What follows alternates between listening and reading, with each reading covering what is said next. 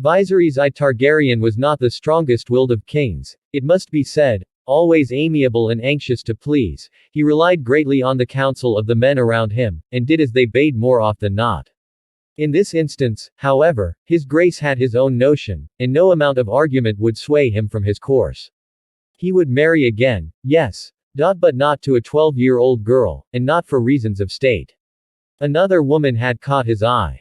He announced his intention to wed Lady Alicent of House Hightower, the clever and lovely 18-year-old daughter of the king's hand, the girl who had read to King Jaehaerys as he lay dying. The Hightowers of Aldtown were an ancient and noble family, of impeccable lineage. There could be no possible objection to the king's choice of bride. Even so, there were those who murmured that the hand had risen above himself, that he had brought his daughter to court with this in mind. A few even cast doubt on Lady Alicent's virtue, suggesting she had welcomed King Viserys into her bed even before Queen Emma's death. These calumnies were never proved, though Mushroom repeats them in his testimony and goes so far as to claim that reading was not the only service Lady Alicent performed for the old king in his bedchamber. In the Vale, Prince Daemon reportedly whipped the serving man who brought the news to him within an inch of his life. Nor was the sea snake pleased when word reached Driftmark. House Valerion had been passed over once again. His daughter, Laena, scorned just as his son, Laenor, had been scorned by the Great Council, and his wife by the old king back in 92 AC.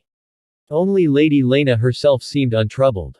Her ladyship shows far more interest in flying than in boys, the maester at high tide wrote to the Citadel. When King Viserys took Alicent Hightower to wife in 106 AC, House Valerion was notable for its absence. Princess Rhaenyra poured for her stepmother at the feast, and Queen Alicent kissed her and named her daughter. The princess was amongst the women who disrobed the king and delivered him to the bedchamber of his bride. Laughter and love ruled the Red Keep that night, whilst across Blackwater Bay, Lord Corlys the Sea Snake welcomed the king's brother, Prince Daemon, to a war council. The prince had suffered all he could stand of the Vale of Arryn, Runestone, and his lady wife. Dark's sister was made for nobler tasks than slaughtering sheep, he is reported to have told the Lord of the Tides. She has a thirst for blood. But it was not rebellion that the prince had in mind, he saw another path to power. The Stepstones, the chain of rocky islands between Dorne and the disputed lands of Essos, had long been a haunt of outlaws, exiles, wreckers, and pirates. Of themselves the isles were of little worth, but placed as they were, they controlled the sea lanes to and from the narrow sea, and merchant ships passing through those waters were often preyed on by their inhabitants. Still, for centuries such depredations had remained no more than a nuisance. 10 years earlier, however, the free cities of Lee, Myr, and Tirosh had put aside their ancient enmities to make common cause in a war against Volantis. After defeating the Volantans in the Battle of the Borderland, the three victorious cities had entered into an eternal alliance, and formed a strong new power, the Triarchy, better known in Westeros as the Kingdom of the Three Daughters, as each of the free cities considered itself a daughter of Valyria of old, or, more rudely, the Kingdom of the Three Whores, though this kingdom was without a king, being governed by a council of 33 magisters. Once Volantis sued for peace and withdrew from the disputed lands, the three daughters had turned their gaze westward. Sweeping over the Stepstones with their combined armies and fleets under the command of the Myrish Prince Admiral, Craghas Drahar, who earned the sobriquet Craghas Crabfeeder when he staked out hundreds of captured pirates on the wet sands, to drown beneath the rising tide. The conquest and annexation of the Stepstones by the Kingdom of the Three Daughters at first met with only approval from the lords of Westeros. Order had replaced chaos, and if the three daughters demanded a toll of any ship passing through their waters, that seemed a small price to pay to be rid of the pirates. The avarice of Craghas Crabfeeder and his partners in conquest soon turned feelings against them. However, the toll was raised again, and yet again, soon becoming so ruinous that merchants who had once paid gladly now sought to slip past the galleys of the Triarchy as once they had the pirates. Drahar and his Lysan and Tyroshi co-admirals seemed to be vying with each other to see who was the greediest, men complained. The Lyseni became especially loathed, for they claimed more than coin from passing ships, taking off women, girls, and comely young boys to serve in their pleasure gardens and pillow houses. Amongst those thus enslaved was Lady Johanna Swan, a 15-year-old niece of the Lord of Stonehelm. When her infamously niggardly uncle refused to pay the ransom, she was sold to a pillow house, where she rose to become the celebrated courtesan known as the Black Swan, and ruler of Lee in all but name. Alas, her tale, however fascinating, has no bearing upon our present history. Of all the lords of Westeros, none suffered so much from these practices as Corlys Velaryon, Lord of the Tides, whose fleets had made him as wealthy and powerful as any man in the Seven Kingdoms. The Sea Snake was determined to put an end to the Triarchy's rule over the Stepstones, and in Daemon Targaryen he found a willing partner, eager for the gold and glory that victory in war would bring him. Shunning the king's wedding, they laid their plans in high tide on the Isle Driftmark. Lord Velaryon would command the fleet, Prince Daemon the army. They would be greatly outnumbered by the forces of the three daughters. But the prince would also bring to battle the fires of his dragon, Caraxes, the blood Wyrm. It is not our purpose here to recount the details of the private war Daemon Targaryen and Corlys Velaryon waged on the Stepstones. Suffice it to say that the fighting began in 106 AC. Prince Daemon had little difficulty assembling an army of landless adventurers and second sons, and won many victories during the first 2 years of the conflict.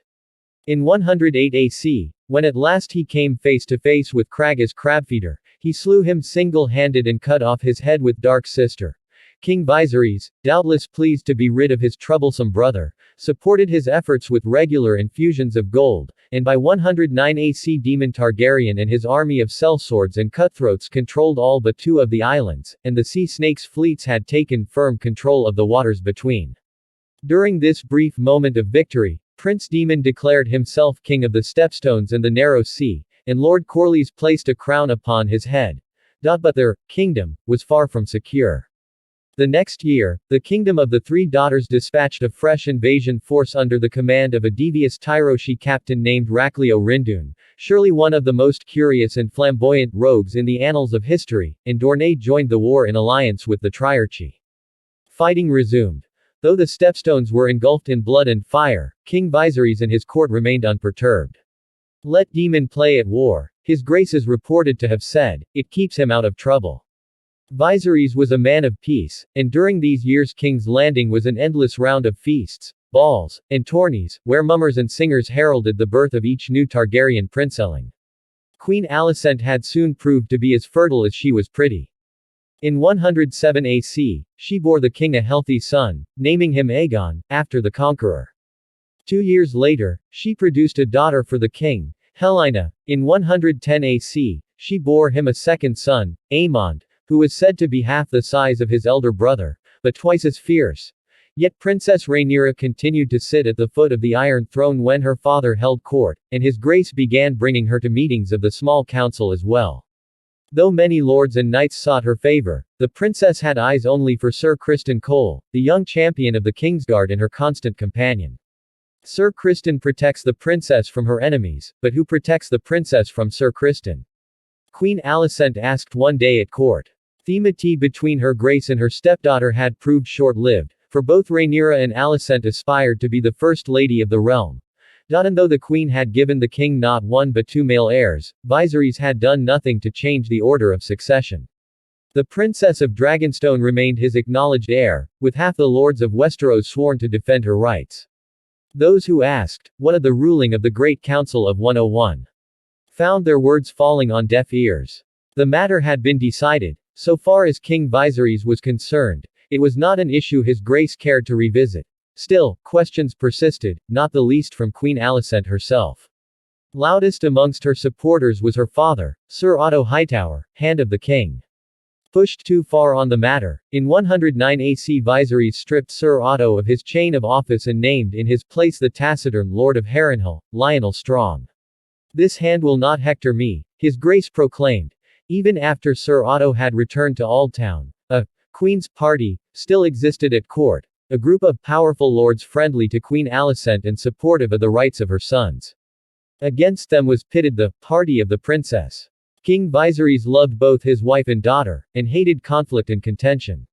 He strove all his days to keep the peace between his women, and to please both with gifts and golden honors. So long as he lived and ruled and kept the balance, the feasts and tourneys continued as before, and peace prevailed throughout the realm, though there were some sharp-eyed, who observed the dragons of one party snapping and spitting flame at the dragons of the other party whenever they chanced to pass near each other. In 111 AC, a great tourney was held at King's Landing on the 5th anniversary of the king's marriage to Queen Alicent. At the opening feast, the queen wore a green gown, whilst the princess dressed dramatically in Targaryen red and black. Note was taken, and thereafter it became the custom to refer to greens and blacks when talking of the queen's party and the party of the princess, respectively. In the tourney itself, the blacks had much the better of it when Sir Criston Cole, wearing Princess Rhaenyra's favor, enhorsed all of the queen's champions, including 2 of her cousins and her youngest brother, Sir Gawain Hightower. Yet one was there who wore neither green nor black, but rather gold and silver. Prince Daemon had at last returned to court. Wearing a crown and styling himself King of the Narrow Sea, he appeared unannounced in the skies above King's Landing on his dragon, circling thrice above the tourney grounds. But when at last he came to earth, he knelt before his brother and offered up his crown as a token of his love and fealty. Viserys returned the crown and kissed Daemon on both cheeks, welcoming him home, and the lords and commons sent up a thunderous cheer as the sons of the Spring Prince were reconciled. Amongst those cheering loudest was Princess Rhaenyra, who was thrilled at the return of her favorite uncle and begged him to stay a while. This much is known. As to what happened afterward, here we must look to our more dubious chroniclers. Prince Daemon did remain at King's Landing for half a year, that is beyond dispute. He even resumed his seat on the small council, according to Grand Maester Runciter, but neither age nor exile had changed his nature.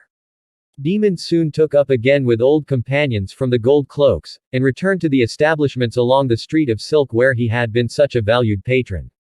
Though he treated Queen Alicent with all the courtesy due her station, there was no warmth between them, and men said that the prince was notably cool toward her children, especially his nephews, Aegon and Aemond, whose birth had pushed him still lower in the order of succession. Princess Rhaenyra was a different matter. Daemon spent long hours in her company, enthralling her with tales of his journeys and battles. He gave her pearls and silks and books and a jade tiara said once to have belonged to the Empress of Leng, read poems to her, dined with her, hawked with her, sailed with her, entertained her by making mock of the greens at court, the lickspittles, fawning over Queen Alicent and her children. He praised her beauty, declaring her to be the fairest maid in all the 7 kingdoms. Uncle and niece began to fly together almost daily, racing Syrax against Caraxes to Dragonstone and back. Here's where our sources diverge. Grand Maester Runciter says only that the brothers quarreled again, and Prince Daemon departed King's Landing to return to the Stepstones and his wars. Of the cause of the quarrel, he does not speak. Others assert that it was at Queen Alicent's urging that Viserys sent Daemon away.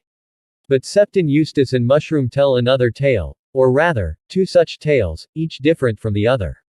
Eustace, the less salacious of the 2, writes that Prince Daemon seduced his niece the princess and claimed her maidenhood. When the lovers were discovered abed together by Sir Eric Cargyle of the Kingsguard and brought before the king. Rhaenyra insisted she was in love with her uncle and pleaded with her father for leave to marry him. King Viserys would not hear of it, however, and reminded his daughter that Prince Daemon already had a wife. In his wrath, he confined his daughter to her chambers, told his brother to depart, and commanded both of them never to speak of what had happened. The tale is told by Mushroom as far more depraved, as is oft the case with his testimony. According to the dwarf, it was Sir Criston Cole that the princess yearned for, not Prince Daemon, but Sir Criston was a true knight, noble and chaste and mindful of his vows, and though he was in her company day and night, he had never so much as kissed her, nor made any declaration of his love. When he looks at you, he sees the little girl you were, not the woman you've become, Daemon told his niece, but I can teach you how to make him see you as a woman. He began by giving her kissing lessons, if Mushroom can be believed. From there the prince went on to show his niece how best to touch a man to bring him pleasure, an exercise that sometimes involved Mushroom himself and his alleged enormous member. Daemon taught the girl to disrobe enticingly, suckled at her teats to make them larger and more sensitive, and flew with her on dragonback to lonely rocks in Blackwater Bay, where they could disport naked all day unobserved, and the princess could practice the art of pleasuring a man with her mouth. At night he would smuggle her from her rooms dressed as a page boy and take her secretly to brothels on the Street of Silk, where the princess could observe men and women in the act of love and learn more of these womanly arts from the harlots of King's Landing. Just how long these lessons continued Mushroom does not say, but unlike Septon Eustace, he insists that Princess Rhaenyra remained a maiden, for she wished to preserve her innocence as a gift for her beloved. But when at last she approached her White Knight, using all she had learned, Sir Criston was horrified and spurned her. The whole tale soon came out, in no small part thanks to Mushroom himself. King Viserys at first refused to believe a word of it, until Prince Daemon confirmed the tale was true. "Give the girl to me to wife," he purportedly told his brother. Who else would take her now? Instead, King Viserys sent him into exile, never to return to the Seven Kingdoms on pain of death. Lord Strong, the king's hand, argued that the prince should be put to death immediately as a traitor, but Septon Eustace reminded his grace that no man is as accursed as the kinslayer. Of the aftermath, these things are certain. Daemon Targaryen returned to the Stepstones and resumed his struggle in storm-swept rocks. Grand Maester Runceter and Westerling both died in 112 AC. Sir Criston Cole was named the Lord Commander of the Kingsguard in Sir Harold's place, and the Archmaesters of the Citadel sent Maester Mellows to the Red Keep to take up the Grand Maester's chain and duties. Elsewise, King's Landing returned to its customary tranquility for the best part of 2 years, until 113 AC, when Princess Rhaenyra turned 16, took possession of Dragonstone as her own seat, and married.